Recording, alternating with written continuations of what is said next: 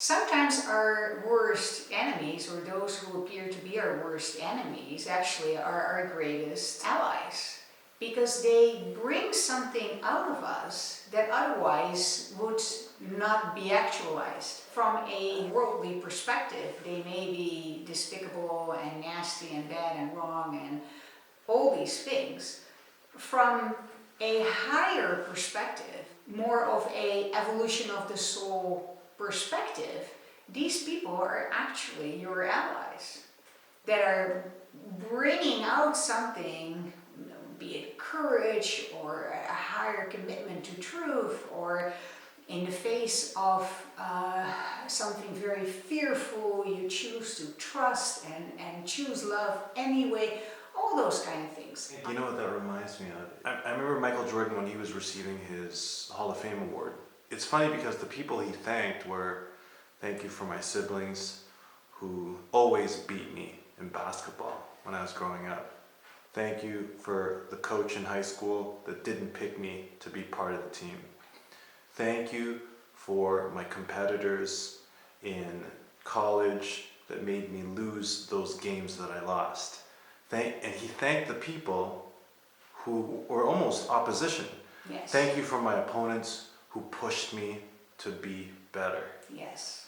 And Yes. almost like what you're saying there, kind of in the same ballpark. Oh yeah, I believe that this is what is called looking through the eyes of Christ, or the eyes of the divine. When you take a higher perspective, everything is beautiful. Everything is good. Even the ugly and the nasty and the despicable becomes a vehicle for spiritual growth. It's all potential, and it's how do you choose to look at things that determine whether you go into despair or go into hope. I believe that we can take this seemingly unpleasant, unwanted situation and use it to rise up and become better as a people of this world, and choose love over fear, and choose hope over desperation. And it reminds me of Justin Trudeau, who addressed, the United Nations with a speech on just that. Positive politics. What do we want? And can we focus on creating the world that we do want to live in? By having such a caricature, because in a way Donald Trump is really almost bigger than life kind of ogre, embodying everything that is really nasty and despicable in this world, so exaggerated, is really fantastic, because we can look at it and go, holy crap, I don't want to be like that, ew. I want to be better than this. I want to rise above this. Underneath the personality Donald Trump, underneath who he is as Donald Trump incarnated in this lifetime, whatever, underneath that is a perfect, beautiful, amazing soul created by the same creator that created you and me and everything beautiful. Underneath the personality is still the perfection of the divine.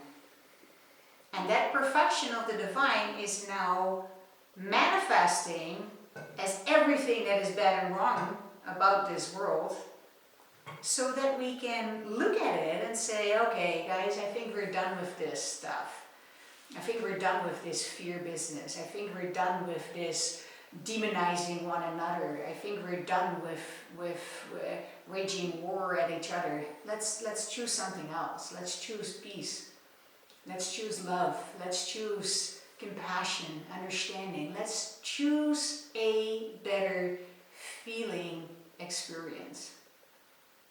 And Donald Trump is making that so clear. And I really appreciate that. That's something that on a soul level, imagine being the perfect, beautiful, amazing soul that you are, created by a loving God. And then you go into a lifetime where you're going to play the absolute frickin-ish jerk. That's a great service. What would you say to people who would say, oh, well, that's just all positive thinking, mumbo jumbo, and that's not really going to change anything. It's just ignoring the reality and, pretending like nothing bad is happening. To that I say, we're all pretending. None of this is real. None of this is real.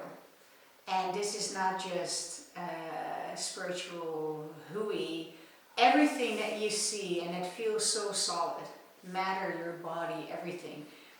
When you really pierce into what we experience as rock solid matter, you'll find that there's nothing there.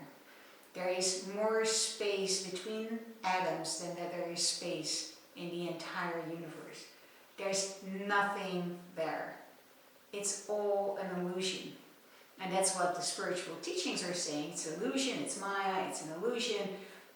And now scientists are catching up and saying, oh, okay, well, all this stuff that we experience and engage with and manipulate, when you start looking into it, you find that not only is there nothing substantial there, it also responds to thought.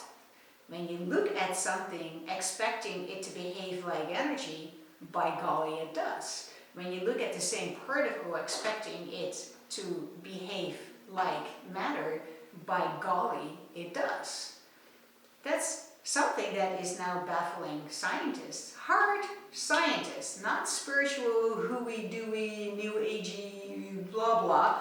No, scientists are discovering, oh, our experience is actually responding to what we believe about it. How interesting. And so, if you want to create a world that is different from what we are experiencing now, then we have to start thinking about it differently. And we need to start thinking in terms of beauty and abundance and joy and love. Because then that is the energy that is being put forth that then becomes your reality. And that's my kids.